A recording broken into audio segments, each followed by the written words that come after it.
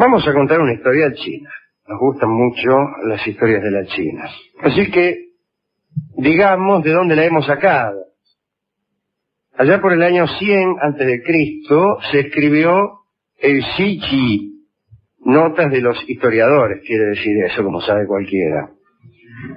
Era la primera historia global de China. Su autor, Sima Qian, era astrólogo imperial al servicio de la dinastía Han. Dicen que Sima Qian fue el primer historiógrafo chino certero y prudente. En el año 99 a.C., un memorial sobre unas guerras fue mal interpretado por el trono y manipulado por los adversarios del historiador, de modo que se acusó a Sima Qian de intentar engañar al emperador. Era una acusación gravísima. Se le hizo un breve juicio y fue castrado. Sima Qian se había negado a pagar una fuerte multa a la tesorería imperial que hubiera permitido evadir un castigo tan tremendo, pero aceptó el dolor y la indignidad de la castración para no empobrecer a sus parientes, ya que pagando la multa iba a condenar a la miseria a sus parientes. Así que dijo, castremen no más. Calculo yo que habrá dicho. Es una conjetura. Pues bien, este historiador escribió lo que vamos a contar ahora. Todo sucedió allá por el 225 a.C. En esos tiempos existía, en lo que muy poco después iba a ser un imperio unificado, un gran número de estados independientes, regido cada uno por un señor feudal.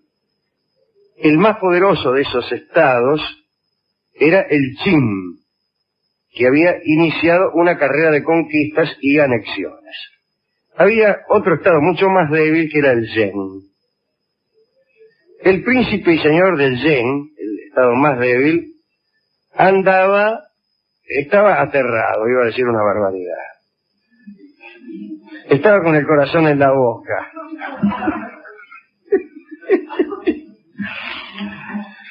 Porque sus tierras estaban amenazadas por el avance de Qin, el estado poderoso. Y parecía que muy pronto iba a haber una invasión. Y además sucedió otra cosa.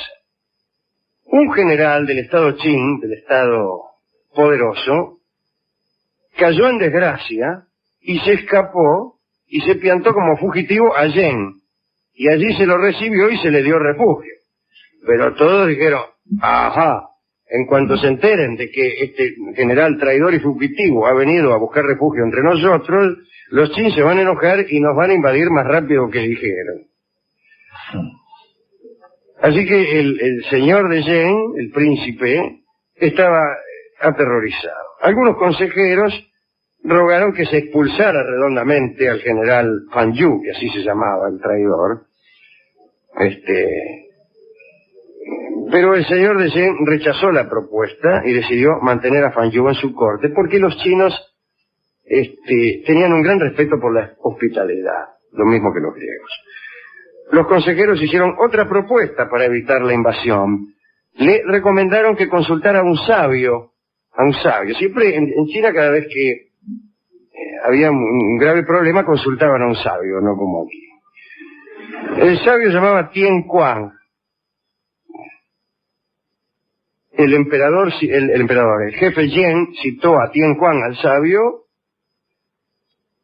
y le pidió que pensara en qué forma podía lograrse que el estado Qin dejara de ser una amenaza.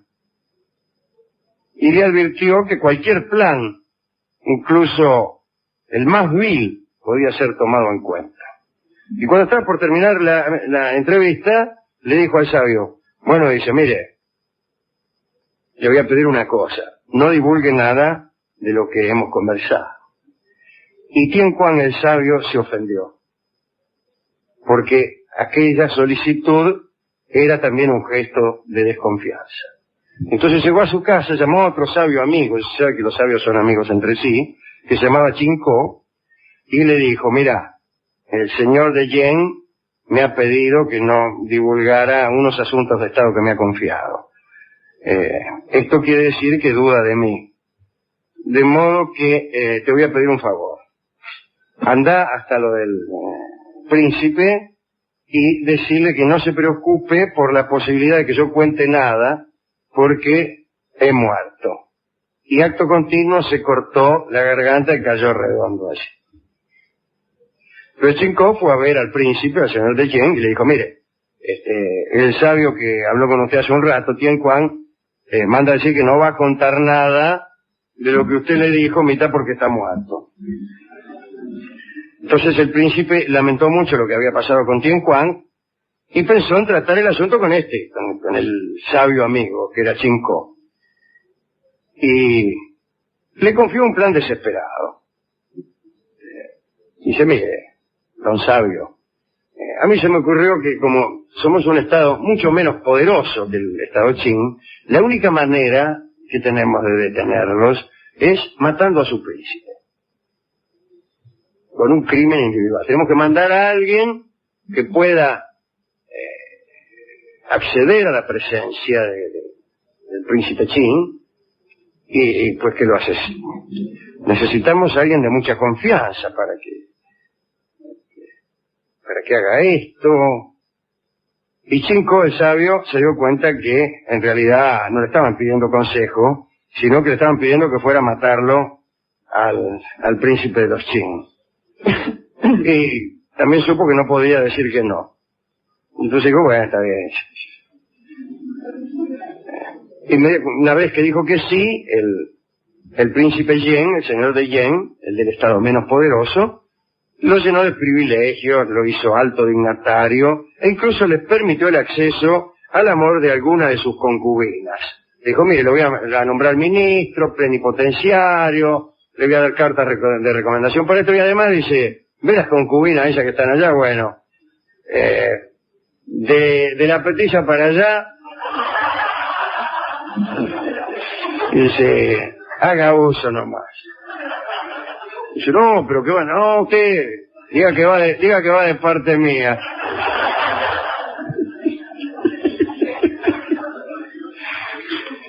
Bueno, Chinko, como se ha dicho, era un sabio, un erudito lector, exquisito cantor, algo diestro en el manejo de las armas, pero por sobre todas las cosas le gustaban las mujeres. Y aunque era consciente del riesgo que había aceptado asumir al aceptar cometer el crimen que se le pedía, el hecho de disfrutar de las mujeres del príncipe lo alentó muchísimo, ¿no? Ya voy a ver cómo lo mato. Unos días más tarde se enteró de que el príncipe de Qin, el del estado poderoso, había ofrecido una recompensa enorme por la captura de aquel general Fan Yu que se había refugiado en la corte de Yen, del estado menos poderoso. Parece que si alguno le llevaba la cabeza del general fugitivo, el rey Qin lo iba a colmar de riquezas. Pero además, junto con la cabeza, parece que había que llevar también un mapa del estado de Yen que iba a facilitar las invasiones posteriores. Entonces Chinko le dijo al jefe de Yen, dice, ¿por qué no le cortamos la cabeza a este tipo? Yo voy con la cabeza a lo del jefe Qin, le muestro la cabeza, saco un cuchillo abajo el poncho y lo mato. Y el señor de Yen otra vez se negó a entregar al general Fan Yu porque las leyes de hospitalidad eran sagradas para él. Entonces Chinko, el sabio, dice, más que me importa, dice, yo voy a hacer mi propio plan. Y fue a entrevistar él mismo al general exiliado y lo mató. Lo mató él. Le cortó la cabeza. Y dijo que había sido alguno otro, cualquiera. Si soy que... Pero le dijo ahora al jefe Yen, mira, ahora ya que lo mataron, ¿qué ganamos? Sí, deme la cabeza y... Deme la cabeza y listo. Más sí, dijo el jefe Yen, ¿no? En una expresión que es muy famosa en China, más sí. Que traducido quiere decir, haz lo que quieras. Muy bien.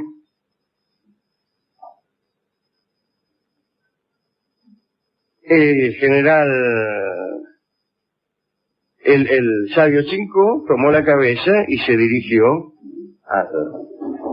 al cuartel o a la capital del Estado poderoso, Qin. Escondió un cuchillo, supo cómo eran las reglas para entrar en la sala de audiencias, pidió audiencia, dijo que traía algo, que es toda una cosa llena de burocracia, ¿no? Se hizo acompañar incluso por algunos oficiales.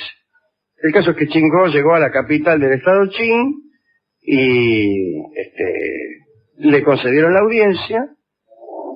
Chinko se acercó al trono, mostró al jefe del estado poderoso Qin la cabeza del general, y luego, cuando vio que el jefe se ponía gozoso, ¡oh, qué suerte, qué suerte!, sacó también un mapa, y dice, mire, aquí de Yapa le traigo un mapa del estado que usted quiere invadir, para que no ande preguntando para qué lado queda, y todo eso, y el otro muy contento, y por ahí en una de esas, sacó el cuchillo que llevaba bajo el poncho, y lo agarró al príncipe por sus ropas, y le quiso dar una puñalada, lo trajo para darle una puñalada, y al otro se le rompió la manga y salió rajando. Entonces el sabio lo corrió al príncipe Qin, pero no lo pudo ensartar. Llegó la guardia, lo arrestaron, el príncipe entonces lo hizo desarmar y con su propia daga lo atravesó 8 veces, ni una vez. Lo ensartó como chorizo croto. Y peor que eso, enfurecido por aquel suceso, invadió el reino de Zheng redondamente. Ya no dilató más aquella invasión y lo invadió hasta el fondo. Mandó al señor de Zheng al exilio. Ninguno de los que estaban conectados con el complot, ni aún remotamente, quedó sin castigo. Todas las personas que se supo habían sostenido alguna conversación con Chinko fueron cegadas. No sé si con C o con S. Leo aquí cegadas y me huele a que lo leo con C, pero me huele a que fue escrito con S, a que el original era con S, que fueron matadas. ¿Qué sentido tenía quitarles la vista? Un hombre cruel como este jefe seguramente los hubiera matado. Y la toma de Yen fue un avance más que vino a confirmar lo que iba a ser la China unificada. Pues el príncipe Qin, que se había salvado del complot, no era otro que Cheng, que cuando fue emperador, cuando dominó a todos los estados de la China, tomó el nombre de Shi Huangdi, que no es otro que aquel emperador que Borges utiliza en La muralla y los libros. El emperador que abolió el pasado, el emperador que se declaró primer emperador, además el emperador que mandó a construir la muralla china, y el emperador que hizo quemar todos los libros, porque los libros eran el pasado. El emperador también que dormía cada noche en una habitación distinta de un palacio que tenía tantas habitaciones como días tenía el año, para evitar que la muerte lo encontrase. El número de aquellas habitaciones era de 365, más una prefabricada para los años bisiesto.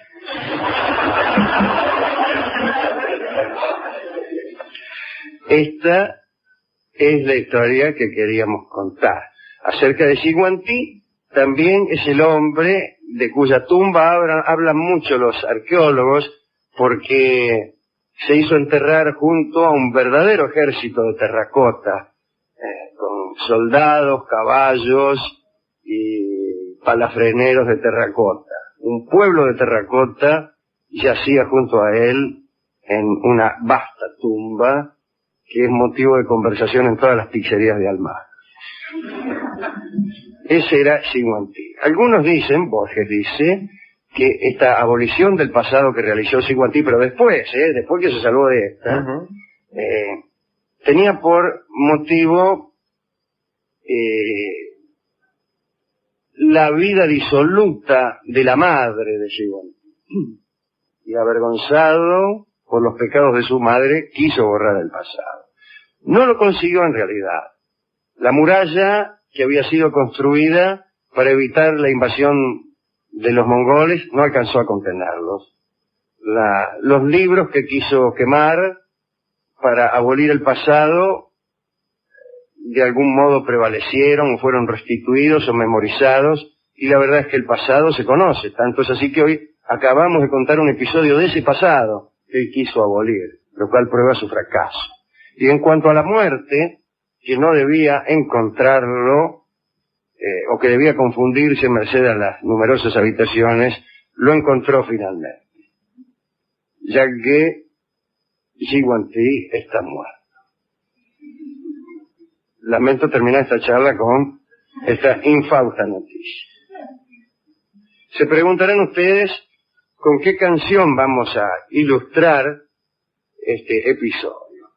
Pues me parece que el punto central, el punto cinematográfico central, es la escena en donde Chin-ko, el sabio, corre al príncipe, al entonces príncipe Chen, por toda la estancia. Cuando digo estancia digo habitación, con el cuchillo en la mano, tratando de clavarlo.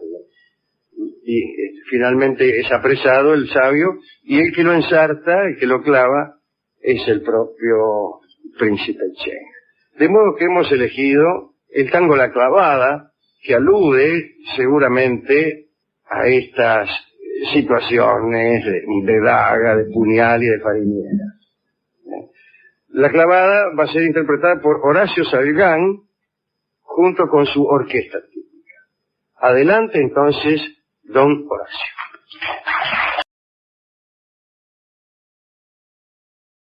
El viernes me parece que hablamos de Shigwan-Ti. En realidad hablamos de la juventud de Shigwan-Ti, cuando todavía no era el emperador de la China,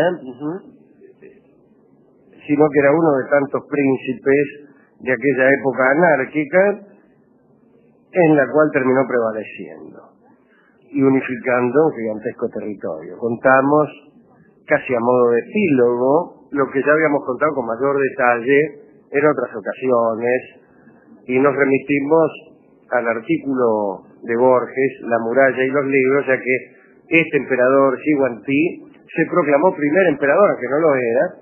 Para dar mayor énfasis a ese título, abolió el pasado, y para evitar que el pasado viniese a entrar por la ventana, hizo quemar los libros. Pero también fue el que construyó la muralla china, y también fue el que dormía una noche en cada una de las 365 habitaciones de su palacio, con el objeto de eludir a la muerte. Hoy hablaremos de la sucesión de Shigwan-Ti, y entonces diremos que este Shigwan-Ti tenía más de 20 hijos. El primogénito se llamaba Fusu, el mayorcito, y era el heredero legítimo, pero Fusu había ofendido a su padre. Lo había criticado en una ocasión en que Shigwan-Ti condenó a muerte a 460 eruditos, y al hijo mayor le pareció mal, le habrá dicho, papá. Por esa ofensa, el emperador envió a su hijo primogénito bien lejos para que se uniera a las tropas del general Meng, que estaban acantonadas en algún lugar de la Gran Muralla. Acá dice que estaban acantonadas en la Gran Muralla, lo cual no sirve de mucho. La Gran Muralla tenía miles y miles de kilómetros de extensión, aunque probablemente no en aquel entonces, ya que esa muralla la comenzó a construir Shigwan-Ti. A partir de entonces, el emperador fue más afectuoso con uno de sus hijos más jóvenes, de nombre Hu-Hai. Quienes estaban más cerca del emperador Shigwan-Ti fueron entonces Hu-Hai, el hijo, no el primogénito, sino el preferido, otro señor llamado Li Shu, que era el gran canciller, y un eunuco llamado Chao Cao, que estaba a cargo de las cuestiones burocráticas, del sello imperial en realidad. En una oportunidad, el emperador Shigwan-Ti emprendió un viaje junto a sus hombres de confianza, o sea, el canciller Li Shu, Chao Cao, el eunuco, el del sello, y el hijo, el más chiquito, Hu-Hai. Acuérdese que Fusu estaba en la muralla expulsado por haber criticado al padre cuando mató a 460 eruditos. Muy bien, estaban de viaje y Shiguantí hizo lo siguiente, se murió. Y se produjo inmediatamente una conversación entre estos tres personajes que hemos citado, los que estaban más cerca, ¿no? El eunuco Cao Cao tenía una enorme influencia sobre el hijo de Shiguantí, el hijo preferido, Hujai, y quiso convertirlo en emperador, cosa que desde luego no le correspondía porque el primogénito, como se ha dicho, era Fusu. Lo peor es que justo antes de morir, Shiguantí, a pesar de estar ofendido con su hijo Fusu, había entregado al eunuco Cao Cao, que era el encargado del sello imperial, una carta para su hijo Fusu, para el primogénito, el que estaba enojado. Y en esa carta le certificaba su herencia y le legaba el trono. Más allá de la ofensa y del amor que sentía por su hijo más joven, Shiguantí creía que Fusu tenía mayor fortaleza para regir el imperio. Pero Cao Cao se quedó con la carta, no la mandó. En realidad no quería que el primogénito fuera el emperador para no perder su influencia en la corte. La verdad es que además solamente estos tres, Cao Cao, Hujai y el canciller Li Su, y algunos ayudantes cercanos, sabían que Shiguantí había muerto. No se lo habían dicho a nadie. Y decidieron no contárselo a nadie. Decidieron ocultar la muerte del emperador. Advirtieron a los funcionarios de la capital que Shiguantí quería permanecer por un tiempo largo de viaje. Los ministros siguieron cumpliendo sus labores. Los que acompañaban la litera en donde estaba el emperador muerto fingían transmitir la aprobación real de los asuntos elevados a su consideración, etcétera, etcétera. Ahora bien, Cao Cao, el del seso real, el eunuco, le mostró al hijo, a Hujai, al hijo preferido, Shiguantí, la carta que había guardado, donde nombraban emperador al otro pibe. Y lo tentó. Le dijo, ¿qué te parece si destruimos esta carta y vos te adueñás del imperio y me nombrás a mí primer ministro? Y el eunuco citó una gran cantidad de casos en los cuales los príncipes incumplían las peticiones de sus padres o incluso los asesinaban redondamente. Bueno, Hujai finalmente aceptó la propuesta de Cao Cao de pasar por sobre la primogenitura de su hermano.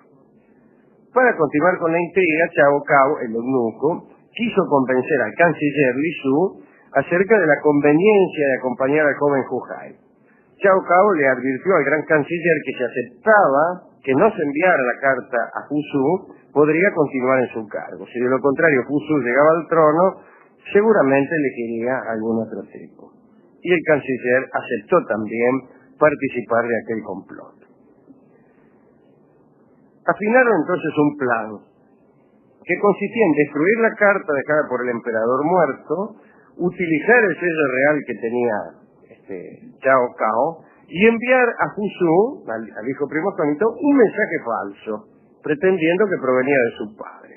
En ese mensaje se le comunicaría que se había designado a Hujai príncipe heredero e incluso se criticaría severamente a Fusu por sus antiguas ofensas. Se lo criticaría de tal modo que se lo invitaría a morir. La carta decía: acabo de nombrar a tu hermano Hujai emperador y aprovecho para recordar que me ofendiste aquel día en que maté a 460. ¿Por qué no te matás? Firmado, papá. Muy bien. La carta fue firmada con el sello del imperio y un noble la llevó al puesto fronterizo en la muralla donde estaba el hijo mayor de Shiguantí, que no sabía que se había muerto Shiguantí. Entre tanto, mientras todas estas cosas pasaban, seguía el secreto sobre la muerte del emperador. Tenía el cuerpo del emperador ahí metido incluso dentro de la litera. Y decidieron regresar a la capital, que en aquel entonces era Xianyang. Y desde allí continuar con el plan y con el engaño. advirtieron a los funcionarios del palacio de Siguantí que el emperador estaba enfermo y que nadie debía molestarlo. Dijeron que llegaría encerrado en su litera para evitar las molestias del sol y que solo quienes viajaban con él se encargarían de llevarlo hasta alguna de sus habitaciones. Todo eso estaba certificado con el sello del que se había adueñado Chao Cao. Pero se presentó un problema. Era verano y el cuerpo de Siguantí, después de varios días de intriga, empezó a despedir, a que negarlo, un olor espantoso que se percibía a mucha distancia. El asunto se resolvió del siguiente modo. Parece que todos sabían que a Siguantí le gustaba mucho comer pescado. Lo hacía desmesuradamente. Regalarle pescados era lo que más lo halagaba. Y así, por orden de Chao Cao, el cuerpo del primer emperador hizo su última entrada al palacio, rodeado por carros cargados de pescado maloliente. Y entonces los funcionarios de la capital creyeron que se trataba de otro capricho imperial y nadie percibió lo que se ocultaba. Mientras tanto, un mensajero viajaba a la Gran Muralla con la carta falsificada al hijo, a Fusu. Bueno, llega la carta y la recibe el primogénito Fusu. Recuerde que la carta dice: lo nombré heredero a tu hermano, matate. Y cuando recibió la carta, Fusu no dudó ni un segundo de su autenticidad. Entonces se tomó una espada y se dispuso a suicidarse. Pero el general Meng Tian trató de detenerlo, le dijo: ¿qué haces? Y le pidió que solicitara una confirmación de la nota, pero no logró convencerlo. Horrorizado por aquellas frases que lo despreciaban, Fusu se mató. Es lo que se llama un hijo obediente. Mientras tanto, el general Meng Tian, el que le había aconsejado no matarse,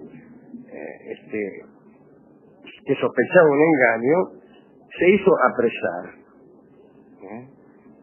Tiempo más tarde, un mensajero regresó a la capital y contó que Fusu se había suicidado. Bueno, cuando vieron que el heredero legítimo estaba muerto, los complotados anunciaron la muerte de Siguantí. Se murió Siguantí, dijeron. Ordenaron duelo oficial y proclamaron a Hu Hai emperador con el título de Siguantí. El nuevo emperador nombró, naturalmente, en forma inmediata a Chao Cao como primer funcionario de su palacio y, tal como se había prometido, canciller a Li Shu, el otro complotado.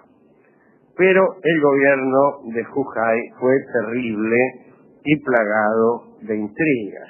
Recuérdese que Siguantí había tenido 20 hijos y sucedió que otros hermanos quisieron quitarle lo que había conseguido, y empezó una guerra entre hermanos.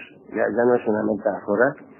Y recuérdese además que hacía poco que el país había sido unificado, entonces aprovecharon las viejas familias gobernantes de los viejos estados feudales para sacar al aire su rencor. Lo que sucedió más tarde es parte de otra historia, pero fue una pésima época para la China, y ahí termina esta corta dinastía, que es la dinastía de Siguantí, que dura muy poquito, es una de las dinastías menos durables. ¿Por qué? Por esta intriga de la fingida muerte de Siguantí. Curioso entonces el destino de Siguantí en su relación con la muerte.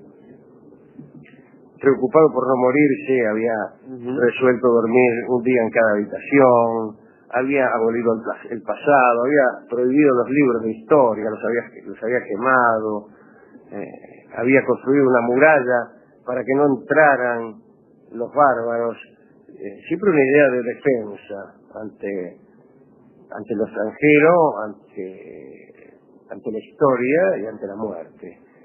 Y sin embargo se murió. Curiosamente se murió en una travesía, se murió en un viaje, es decir, no había podido acceder a una de las habitaciones que usaba para confundir a la muerte. Pero no solo se murió, sino que sus voluntades de cuando estaba vivo, fueron traicionadas por su propio hijo. Además que era el preferido, ¿no? Como sería el otro. La otra cosa es que esto de pretender estar vivos los emperadores que habían muerto era muy frecuente en China. Pero no solo porque a veces pasaban intrigas como esta, sino porque en realidad las enormes distancias que había entre la capital y las ciudades de provincia hacían que las noticias llegaran tardísimo. Entonces uno se enteraba, los gobernadores se enteraban de la muerte de los emperadores 4 o 5 años después. Mientras tanto seguían recibiendo órdenes, llegaban tarde y mal a las capitales de provincia, a los lugares más remotos de la enorme China, y se cumplían órdenes y se rendían homenajes a emperadores que ya se habían muerto hacía mucho. Acá, además de esto, sucedió que al emperador lo fingieron vivo por un rato para hacerle emitir órdenes que convenían a un pequeño grupo. Todavía en el siglo XX, en algunas regiones dominadas por espantosas tiranías, se dudaba de la fecha de la muerte de los grandes líderes. Se sospechaba que cuando se anunciaba su muerte en realidad ya había muerto hacía rato. Pienso en Stalin, pienso en José Stalin, ¿no? Cuando se murió todo el mundo decía que ya se había muerto y que estaba enfermo y que no aparecía en público. Era proverbial en la Unión Soviética que se sospechara de la muerte de alguno que hacía rato que no lo veía.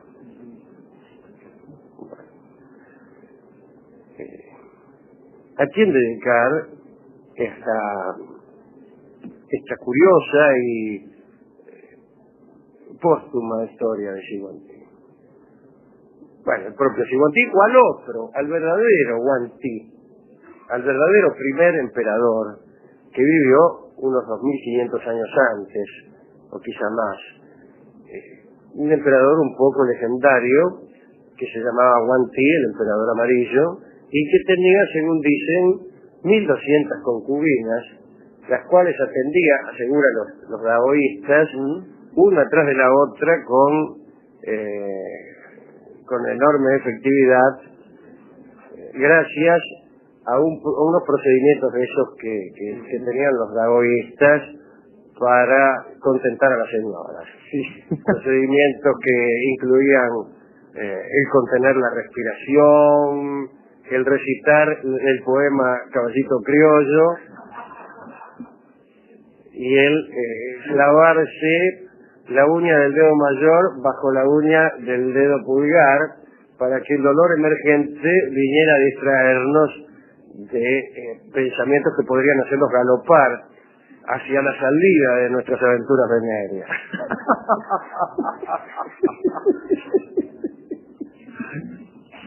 Todos esos recursos y otros muchos conocían los daoístas, que pensaban que la retención, la dilación del placer eran el placer, y que además ayudaba, estas dilaciones ayudaban a retardar o impedir la muerte, que la inmortalidad tenía que ver con estas cosas.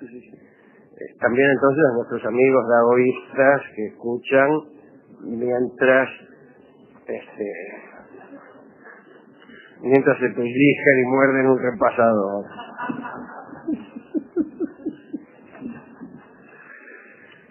Hemos concurrido a la discoteca para buscar canciones que tuvieran que ver con placeres diferidos, con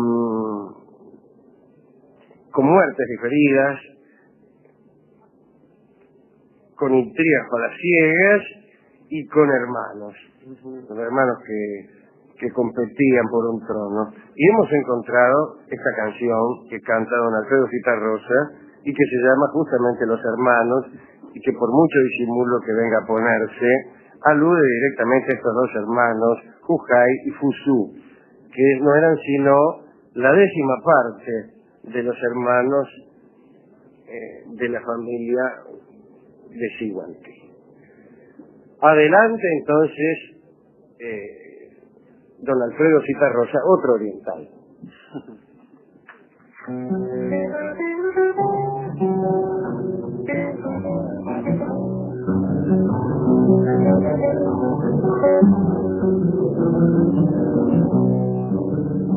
Yo tengo tantos hermanos que no los puedo contar, en el valle de la montaña, en la pampa y en el mar, cada cual con sus trabajos, con sus sueños, cada cual con la esperanza delante, con los recuerdos detrás. Yo tengo tantos hermanos que no los puedo contar.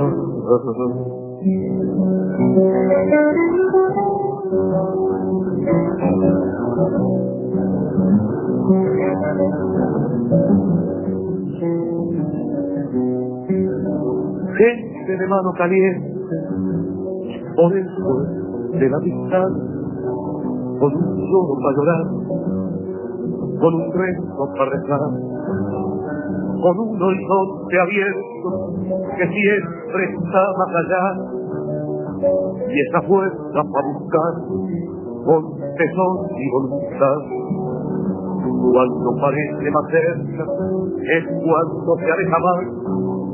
Yo tengo tantos hermanos que no los puedo contar.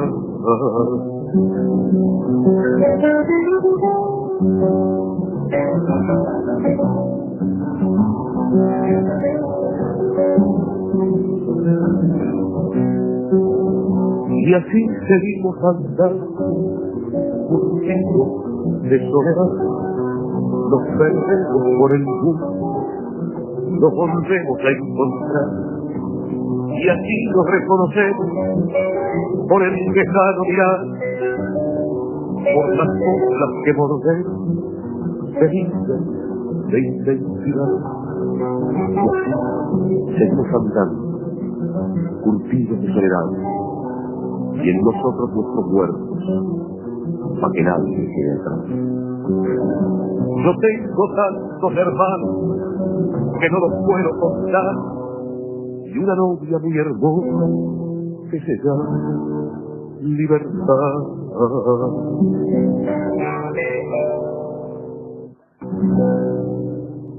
Ha cantado Alfredo Zitarrosa de Atahualpa Yupanqui, Los Hermanos.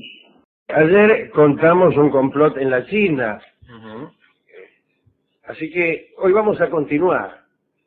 Vamos a ver lo que pasó después del complot que contamos ayer. Resumen de lo publicado. El primer emperador, Shi Huangdi, tenía 20 hijos. Antes de morir, escribió una carta en la que declaraba heredero a su primogénito. Pero esa carta, guardada por un eunuco, Cao Cao, nunca llegó a destino. Cao Cao no quería que el primogénito fuera emperador. Prefería que lo fuera otro hijo de Shi Huangdi, llamado Hu Hai, sobre el que Cao Cao ejercía una gran influencia. Así que escamoteó la carta. Y más aún, cuando el emperador Shi Huangdi murió, Cao Cao mandó una carta falsificada al primogénito en la que se lo desheredaba y se le instaba a morir por antiguas ofensas que había cometido. Y eso fue lo que sucedió. El primogénito se mató, sus adeptos fueron apresados y Hu Hai fue proclamado emperador. Cao Cao, el que hizo toda la matufia, se convirtió, como esperaba, en la persona más influyente del imperio de la China. Manejaba al emperador Hu Hai a su antojo. Era un juguete en sus manos. Otro que había participado en el complot, había sido Li Su, que se convirtió también, como se le había prometido, en gran canciller. Y así andaban, ¿no? En realidad Hu Hai era un inepto, al que solo le gustaban los placeres sensuales de la corte. Se la pasaba en las habitaciones de sus concubinas. Sus enojos más terribles se producían cuando alguien lo molestaba en sus menesteres amorosos. El tipo estaba ahí demostrándole su estimación a alguna concubina y alguien venía, por ejemplo, para firmar el Tratado del Atlántico Norte. y él se enojaba muchísimo. Bueno, una vez que Hu-Jai se hubo convertido en emperador, lo primero que le advirtió el eunuco Cao Cao era el peligro en que vivía, porque el resto de sus hermanos, según dijo Cao Cao, estaban indignados por su llegada al poder. Creo que es fácil de suponer cuando uno tiene 20 hermanos y se hace con el imperio de la China, los otros 19 están un poco enojados. En realidad los otros 18, porque el mayor se había suicidado. Entonces, al enterarse de que sus hermanos estaban un poco enojados, Hu-Jai ordenó matarlos a todos. Así que mató a 2 en realidad, si no mató más fue porque no los encontró. 2 hermanos de Hu-Jai fueron ejecutados y sus cuerpos expuestos en el mercado, lo cual parece una crueldad innecesaria y molesta incluso para los clientes, que a cada momento se llevaban por delante a los cadáveres de los hermanos del emperador, mientras adquirían la comida. Algunos, sin embargo, como sabrá cualquiera que sepa hacer cuentas, pudieron escapar. También fueron ejecutadas princesas reales, es decir, mujeres o concubinas de los príncipes ejecutados. Parece que para dar muerte a estas damas, el procedimiento era el siguiente: se le retorcían los miembros uno por uno hasta que la mina se moría. Las familias de aquellos príncipes también fueron exterminadas, me refiero a los hijos, sobrinos, etc. Bueno, los sobrinos eran al mismo tiempo los hijos de otros príncipes. Ahora bien, uno de los complotados, el canciller Li Su, sintió un poco de disgusto por aquellas matanzas y elevó algunas quejas que quiso que el emperador conociera. Y ahí empezaron las intrigas del eunuco Cao Cao, que estaba muy contento con las matanzas, para alejar a aquel funcionario que de pronto se había vuelto molesto y que podía interrumpir la influencia que el eunuco tenía sobre el emperador Hu-Jai. Cao Cao le recomendó primeramente al emperador que para evitar atentados contra su vida se mantuviera en las partes privadas del palacio y que lo dejara a él atender cualquier asunto de orden público. Afortunadamente para Cao Cao, el emperador necesitaba poca persuasión para retirarse al aislamiento de su palacio, porque en realidad el gobierno le interesaba poco y lo único que quería era entregarse a los placeres amorosos sin perturbación alguna. Entonces aceptó el consejo de Cao Cao, y ahí en adelante el único que veía al emperador era Cao Cao. Ningún otro funcionario tenía acceso directo. Hu-Jai ya no volvió a dar audiencia a sus ministros y se mantuvo en las zonas privadas de palacio de agasajar a sus concubinas. De todos modos, hay que decir que el gran canciller Li Su era el segundo en poder en todo el imperio, conforme con los escalafones chinos. Así que tenía derecho, al menos en los papeles, a pedir audiencia con el emperador y a conseguirla. Entonces Cao Cao ideó un método más sutil para eliminar de una vez por todas al gran canciller, a Li Su. Procuró que las quejas y los pensamientos de Li Su llegaran al emperador de modo que lo molestaran mucho. E hizo lo siguiente. El propio Cao Cao pidió una entrevista con el canciller. Se prosternó delante de Li Su y le contó casi como una confidencia que el emperador gastaba dinero en la construcción de un palacio nuevo en vez de impedir el crecimiento de bandas de asaltantes que aparecían al este del país. El eunuco terminó su confidencia diciendo que su posición era demasiado baja para reprocharle eso al emperador, por lo que era conveniente que la queja la elevara el gran canciller. Es decir, le calentó el marote al tipo. Andá y decirle que qué se piensa, qué sé yo. Li Su respondió que ya estaba al tanto del asunto y que era una queja que con mucho gusto iba a presentar ante el emperador. Explicó, sin embargo, que no podía hacerlo con la frecuencia con que lo hacía antes, puesto que el emperador se la pasaba en las habitaciones privadas. Cao Cao le aseguró que cuando el emperador estuviera ocioso, le avisaría, así podía presentarse en el momento más oportuno. Y en realidad lo que hizo Cao Cao fue esperar hasta que Hu Hai se hallara en el medio de la orgía más desmesurada, para avisar al gran canciller que ese momento era el más adecuado para presentarle quejas al emperador. Bueno, el canciller Li Su se presentó justo cuando el emperador estaba ahí disfrutando de la orgía. Hizo anunciar su llegada varias veces, y el que iba a decirle era el propio Cao Cao, que con toda gravedad se acercaba al emperador y le decía, jefe, decía, ahí está el canciller Li Su. Y el emperador Hu Hai, que había perdido la concentración, cosa fatal en una orgía, preguntó enfurecido por qué lo molestaba, le preguntó a Cao Cao, ¿no? ¿Qué quiere? ¿Por qué me molesta de esa manera? Y Cao Cao remató el asunto diciendo que en realidad Li Su era un hombre ambicioso, que seguro pediría algún reino del interior para comandar y que en verdad podía convertirse en un nuevo enemigo. Y el emperador, que estaba muy contrariado, ordenó que Li Su fuera alejado del palacio e hizo que le comunicaran que no le concedía ni esa ni ninguna otra entrevista. Y Li Su, indignado, escribió sus quejas al emperador, quien las leyó junto a Cao Cao, que le calentaba el mate, ¿no? Pues Li Su fue arrestado junto con todos sus parientes y condenado a ser seccionado a la altura de la cintura en el mercado de Xianyang, que era la capital de China. Que te condenen a ser seccionado en dos fragmentos es gravísimo, pero más grave cuanto más parejos sean estos fragmentos. Y menos grave cuanto mayor sea la diferencia entre el fragmento más grande y el más pequeño.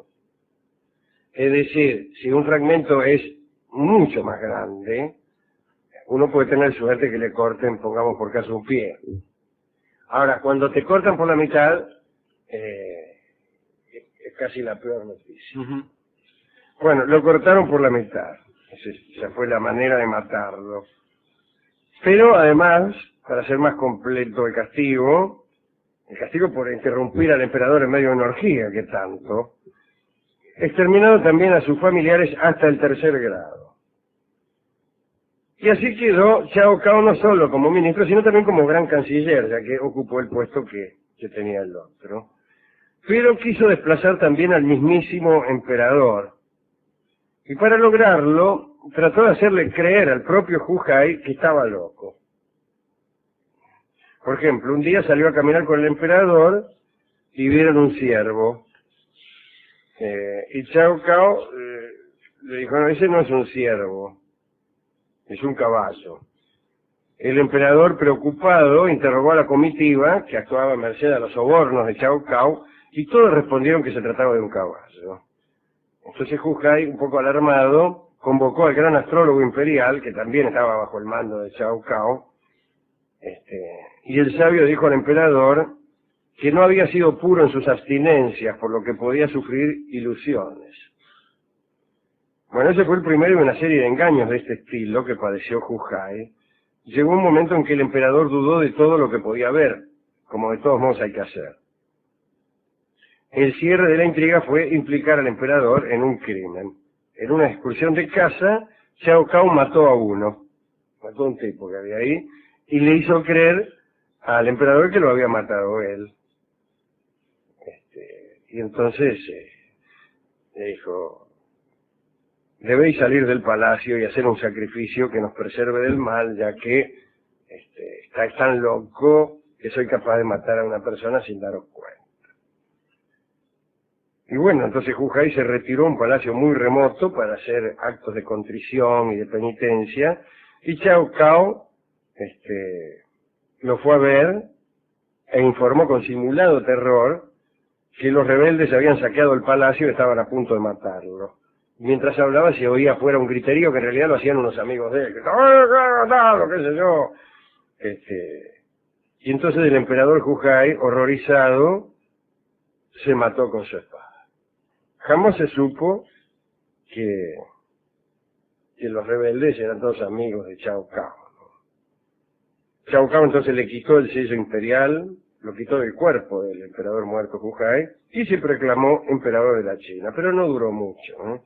No logró sobrevivir ni siquiera aquel acto de traición, porque cuando se enteraron del asesinato de Hu-Hai, uno de los hijos de Xi Guangti, que quedaba vivo y que había huido, apareció con un gran ejército y lo derrotó. Este hijo de Xi Guangti se llamaba Zhu Jing, y el primer acto del Zhu Jing fue hacer que Cao Cao fuera ejecutado, así que duró un día el emperador. Aquella dinastía, la que empezó con Xi Guangti gloriosamente, con aquel que abolió el pasado y se dijo que se nombró a sí mismo primer emperador, duró 14 años, fue una de las dinastías más cortas, ya que solamente ocuparon el trono el propio Xi Guangti, el hijo Hu-Hai y el eunuco Cao Cao. Y después Chao. Después vino otra dinastía mucho mejor. No hay moralejas en este programa, pero un consejo podría ser este consejo para gobernantes, ¿no? Si alguno de los ministros le empieza a decir a un príncipe que está loco, el príncipe deberá desconfiar. Conviene que un príncipe desconfíe de su locura en este caso. Viene un ministro y dice, señor príncipe, usted está loco, así que ese no es un caballo sino un ciervo o lo que sea. Hay que desconfiar. No hay que enseguida creer que uno está loco. Pero mucho más hay que desconfiar de la propia cordura. El príncipe debe desconfiar de su cordura. Y probarla a cada rato. A cada rato probarse, a ver si en verdad está acuerdo. Harían bien también en desconfiar de su inteligencia y probar interrogando a personas sabias. Y también probar sus propios pensamientos, a ver si resisten los análisis más finos. Probarla a cada rato. A cada rato probarse, a ver si en verdad está acuerdo. Harían bien también en desconfiar de su inteligencia y probar interrogando a personas sabias. Y también probar sus propios pensamientos, a ver si resisten los análisis más finos. Debería en realidad desconfiar de casi todo, pero no para ejercer esa suspicacia universal que sirve para opinar mal de todo, no. Una desconfianza que sirve para probar, para hacer pruebas, para ver si es cierto, para comprobar lo que se le dice. Un ministro le dice, señor jefe, ese es un caballo, y el tipo ve que es un ciervo. Uno hace mal en confiar en ministros que nos dicen que eso es un caballo, es un ciervo. Así que, si diéramos consejos, y no damos aquí, digo, para príncipes de la China, la desconfianza crítica, la desconfianza activa y comprobatoria es una manera de gobernar que impide que nuestros ministros nos hagan creer que estamos locos, o nos enloquezcan, o nos hagan creer que estamos cuerdos, o nos hagan creer que somos inteligentes, o nos hagan creer que estamos camino a Sebastopol cuando estamos yendo hacia Vladivostok. A cada rato hay que mirar los carteles del camino y ni siquiera confiar en los carteles, sino preguntar a los que vienen por ese camino y tampoco confiar. Entonces consultar a los cartógrafos y tampoco confiar, porque un príncipe debe andar siempre preguntando si el camino que lleva es el camino que él cree. Es la única tarea de un príncipe, asegurarse de que está yendo verdaderamente a Sebastopol. Y si alguna vez tienen la mínima duda de a dónde conduce ese camino, deberá, no digo detenerse, pero deberá consultarlo aún hasta la obsesión. Porque si hay algo malo para un príncipe es estar en presencia de un ciervo y confundirlo con un caballo. ¿A quién dedicar esto? No sé, a ninguno. Esta dinastía de atorrantes no me cae muy simpática. Y a las pobres concubinas de los a las jóvenes concubinas asesinadas, claro, que le retorcían todas. A la gente que iba al mercado y se encontraba desagradablemente con los cadáveres de los hijos de Siguantí, y al otro que lo cortaron por la mitad, y bueno, a todos los que nos escuchan. Hemos ido a la discoteca a buscar discos de chinos cortados por la mitad, y hemos encontrado la China de la Mazorca, que es una canción dedicada a estas damas, a estas princesas, que eran cruelmente ejecutadas por Cao Cao, el eunuco. Así que adelante, don Ignacio. Se podrá creer que esta China de la Mazorca no dice nada en sus versos de la China milenaria ni del Oriente. No estoy seguro. Desconfíe, ¿no? Hay que desconfiar. Así que hay que oír muchas veces esta canción, interrogar a cantores que la hayan cantado antes, leer la letra al revés y al derecho, y en una de esas no es una canción. Por ahí es otra cosa. Una canción, una buena canción, decía Goethe, tal vez decía una buena poesía, es como una estrella. Parece una brasa y es un mundo. Así que escucharemos China de la Mazorca por Ignacio. Hablaremos esta noche de la muralla china. Se ha dicho que la muralla china es la edificación más grande del mundo. Puede ser. Y la única construcción humana que puede verse desde la luna. Puede ser. Se extiende desde el Mar Amarillo hasta el norte de Pekín a lo largo de 2.400 kilómetros. En la actualidad la mayor parte de la muralla tiene 9 metros de altura y 4 metros y medio de ancho. Dije todo mal. Sí. Tiene 9 metros de altura y 4 metros y medio de ancho. Ahora, discúlpeme, en su parte superior. Sí. 4 metros y medio de ancho, Sí. por más larga que sea, desde la luna no se puede ver. Y 9 metros de alto no es verdaderamente una muralla de altura considerable. O sea, será muy larga, pero no es ni muy alta ni muy ancha. Pero no se puede ver. 4 metros y medio, Pero entonces, ¿qué ve? La Panamericana también la ve desde la luna. posiblemente, Sí, claro. sí, la Panamericana, la Ruta 7. Si se ve una pared de 9 metros de alto que no le agrega nada a la luna, podría por tener eso. 1000 metros de alto. Y de 4 metros y medio de ancho no veo por qué no se ve la avenida San Martín. Claro, tendría que verse. Bien. Muchacho. A ver. Sí. Fue reconstruida en los siglos XV y XVI después de Cristo, pero la obra fue ordenada por el emperador Siguantí allá por el año 214 antes de Cristo. De este hombre ya hemos hablado muchas veces, es nada menos que el protagonista de aquel ensayo de Borges, La muralla y los libros, ¿no? Hay que decir que los años inmediatamente anteriores a la construcción de la Gran Muralla fueron muy turbulentos para China. Es el periodo se llama de los príncipes beligerantes, ¿no? Se vivían los enfrentamientos de distintas dinastías en pugna por el poder. Después de esa época prevaleció la dinastía Qing. Su victoria supuso la supremacía sobre las otras, que eran Qi, Yang, Zhao, Han y Wei.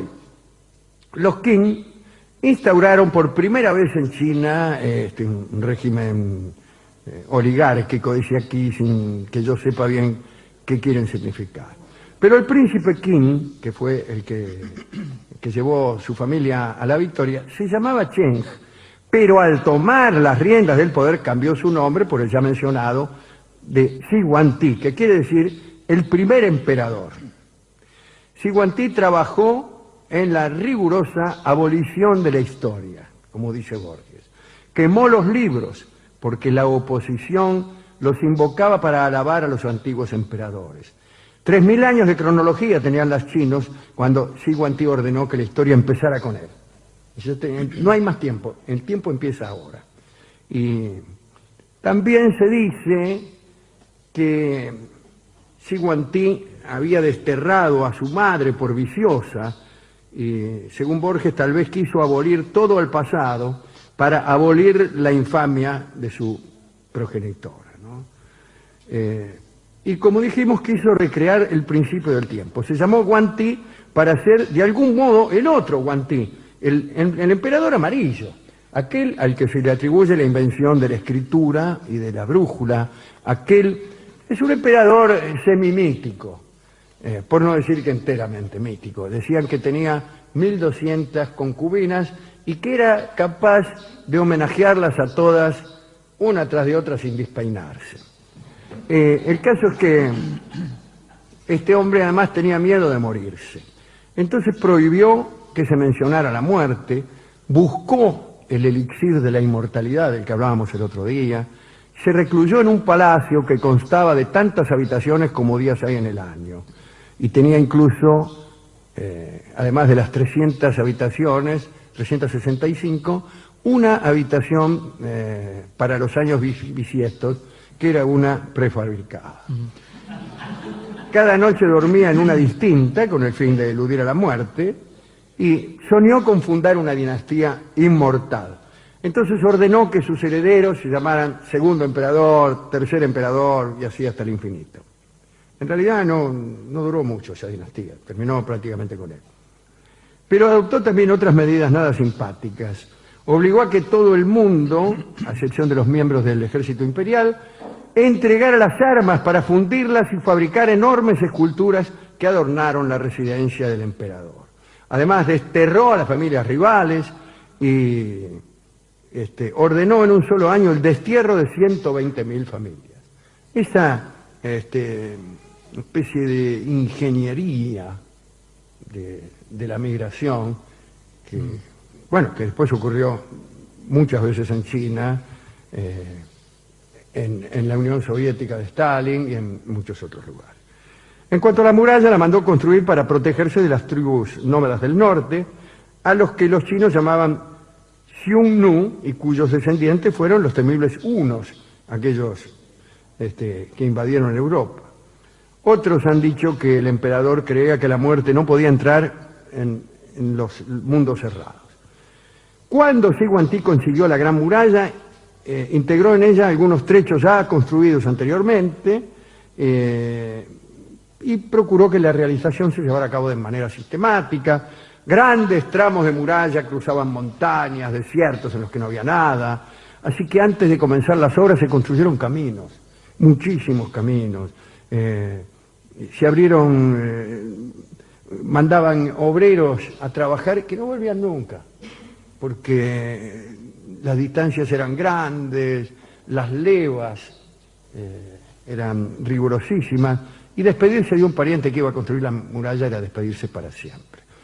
Los ladrones interceptaban a veces las provisiones antes de que pudieran llegar a su destino.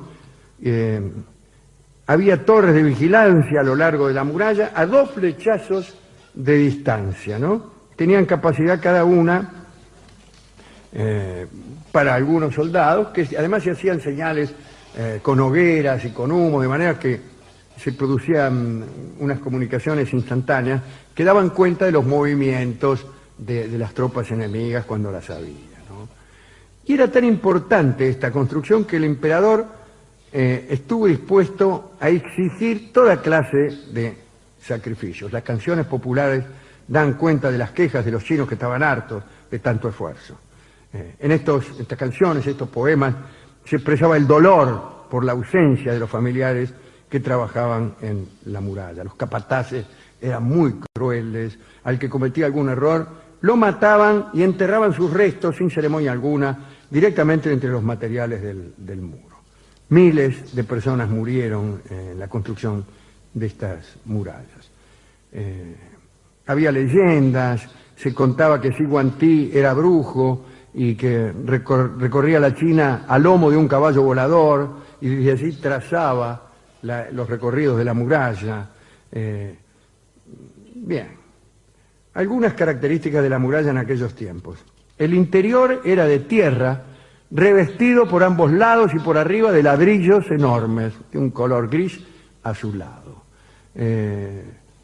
Los enemigos no podían saber qué había en su interior, aunque la muralla se quebraba en algunos lugares y vos podías espiar.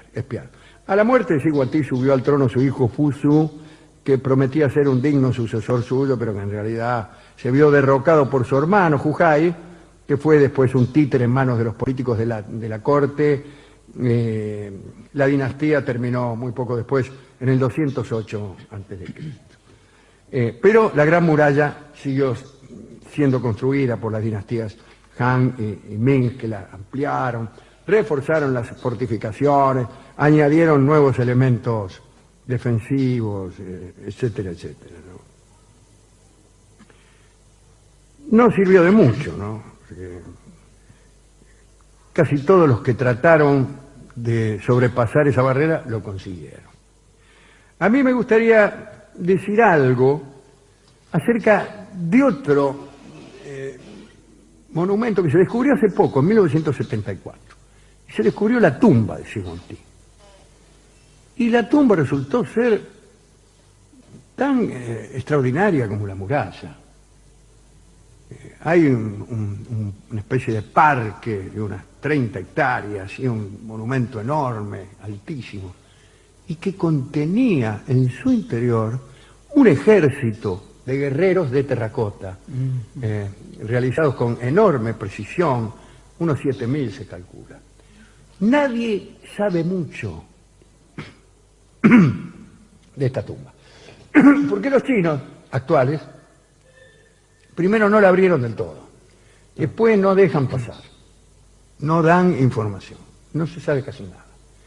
El lugar donde está el féretro de Siguantí no fue abierto, pero ahí están los 7.000 soldados, todos distintos, no están hechos con el mismo molde, son todos distintos, y algunos tienen en sus manos armas de verdad, arcos, flechas o lanzas o espadas verdaderas. Y esa es una verdadera maravilla que todavía no fue desenterrada del todo, ni explorada del todo, ni abierta a que se curiosee mucho por allí. La otra cosa que quiero decir es que aquí en la Argentina hemos tenido una muralla, pero una muralla al revés, una muralla que era en realidad una zanja. ¿Y qué fue la zanja de Alsina? Era una zanja construida allá entre los años 1876 y 77, que tenía por objeto impedir el paso de los indios que venían a robar ganado. Estos indios no eran los pampas ya, los pampas ya no estaban más. Los que vulgarmente llamaban los pampas, nunca se llamaron ellos mismos los pampas. En principio ellos se llamaban los Het, los indios Het, que quiere decir la gente, en el viejo idioma pampa. Pero después, toda esa región se araucanizó. Vinieron indios de otras tribus, mayormente de los araucanos, que venían de Chile, y a mediados del siglo pasado, que es cuando se construye esta zanja, eran esos los que estaban. Y tenían la costumbre de arriar ganado por las grandes rastrilladas hacia Chile, y en Chile vendían el ganado. Entonces Adolfo Alsina, que era el ministro de Marina y de Guerra, dice, vamos a hacer una zanja, ¿no?, para proteger, bla, bla, bla, bla. E hicieron esta zanja. Era una zanja, yo creo que tenía, ponerle 2 metros de ancho, cuando mucho 3, pero en el fondo 60 centímetros y 2 metros de profundidad. O sea, no impedía mucho. Los indios venían, desmontaban, provocaban un pequeño derrumbe y pasaban. pero les demoraba mucho el arreo de animales. Y entonces, la verdad es que en ese sentido surtió efecto porque les resultaba incómodo y entonces venían menos. De todos modos, después se muere Alsina, y viene Julio Arroca de Olibre Guarde, y aparece la campaña del desierto y esta forma de protección empieza a carecer de sentido. La zanja salía de ahí nomás, prácticamente de Bahía Blanca, se planeaba llegar hasta Bahía Blanca, de Bahía Blanca y Taló. Algunos hablan de no sé dónde, en Mendoza, qué sé yo. Pero ¿cuánto se construyó de la zanja?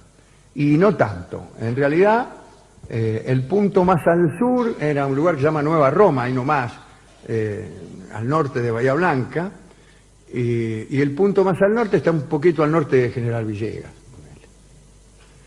Y sigue casi la línea de una ruta que es la ruta 33, que viene de norte a sur, que son Villegas, Rivadavia, Trenquelauquen, Guaminí, Juan, así, ¿no? Esa es la ruta 33. Y también hay un ferrocarril Trenquelauquen Bahía Blanca, que es el ferrocarril Sarmiento. Ahora, casi no hay, no se conserva nada de la zanja. Claro, una zanja de 2 metros, ¿cómo va a ser para durar 150 años? ¿No? Es muy difícil. Algunos lugares, algunos tipos señalan la sombra de la sombra de una grieta, y dice, esta era la zanja de Alsina. Pero ya no queda nada. Y además duró tan poco, estuvo tan poco en acción, que ni siquiera generó recuerdo. No generó recuerdo. En los pueblos, ahora desde luego que no, pero 40, 50 años después de la zanja nadie se acordaba. No quedaron ni testimonios. No quedó nada de esa. Yo creo que toda muralla, todo cerco, está destinado a ser sobrepasado alguna vez. Siempre es así. La historia de toda muralla es también la historia de cómo finalmente fue vulnerada. Puede decirse que todas las plazas caen, más tarde o más temprano. Las plazas sitiadas caen. El destino de toda muralla es ser derribada. Y ante semejante postulación, bueno, los espíritus prácticos podrán sostener la inutilidad de cualquier resistencia a un sitio, ¿no? Pues total, si al fin nos vamos a rendir, ¿a qué demorarse en las tribulaciones del heroísmo?, diría alguien, ¿no? Y la respuesta es que vivir no es otra cosa que una resistencia inútil. Si al final nos vamos a morir, ¿qué hacemos? ¿Qué otra cosa estamos haciendo sino resistir? El rey Príamo sabía por los oráculos que el destino de las murallas de Troya era el fuego, pero combatió durante 10 años. El hombre sabio sabe que va a morir, pero vive, y se resiste a la muerte tanto como puede. Es mortal, como hemos dicho muchas veces aquí, es mortal en beligerancia. La ciencia que estudia las idas y venidas del sitio, de cómo el arte de sitiar ciudades, se llama poliorcética. Entonces, nuestros oyentes poliorcéticos deberán saber que quizá este que habla también defiende algunas murallitas de humo que ya se han derrumbado muchísimas veces, ¿no? Y puedo decir que guardo en mi patio muchísimos caballos de madera que son regalos de amados traidores, ¿no? Quizá en este mismo momento empiezan a salir de esos caballos los enemigos.